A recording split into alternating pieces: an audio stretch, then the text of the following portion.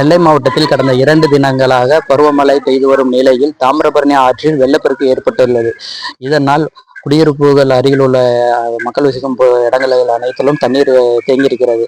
மேலும் பாளையங்கோட்டை நகர் பகுதியான கேடிசி நகர் பகுதியில் பொதுமக்கள் வசிக்கும் பகுதிகளில் தண்ணீர் அளவு அதிகமாக தேங்கியிருக்கிறது. இதனால் பொதுமக்கள் அதிகாரிகளிடம் முறையிட்டும் எந்த ஒரு பயம் இல்லை என்றும், இதனால் தாங்கள் வீட்டை விட்டு எதுவும் வெளியே வருவதில்லை என்றும் புகார் தெரிவித்து வருகின்றனர். குடியிருப்புகளிடையே பாம்பு, பல்லி, பூரான் போன்ற விஷக்கிருமிகள் செல்வதாலும் தாங்கள் குழந்தைகளை பாதுகாக்க முடியவில்லை என்றும் புகார் அளித்து வருகின்றனர். இன்றும் பொதுமக்கள் தாங்கள் அடிப்படை வசதிகளை உடனடியாக ஏற்படுத்தி தரவும், குடியிருப்புகளை சுற்றி தேங்கியுள்ள தண்ணீரை உடனடியாக வெளியேற்றி தர வேண்டும் என கோரிக்கை விடுத்துள்ளனர். ஜெம் டிவி செய்திகளுக்காக நெல்லையிலிருந்து செல்வகுமார். இங்க தண்ணி ரொம்ப அதிகமா கெட்டி கிடக்குது. ஜனங்க போக முடியல. எங்க வீட்டு முன்னாடியே எங்கிட்ட தேள் எல்லாம் செத்து கிடக்குது, பாம்பெல்லாம் வருது. எங்களுக்கு இந்த இதுல நிரந்தரமான தீர்வு. தண்ணி மழை பெஞ்சிச்சு அப்படின்னா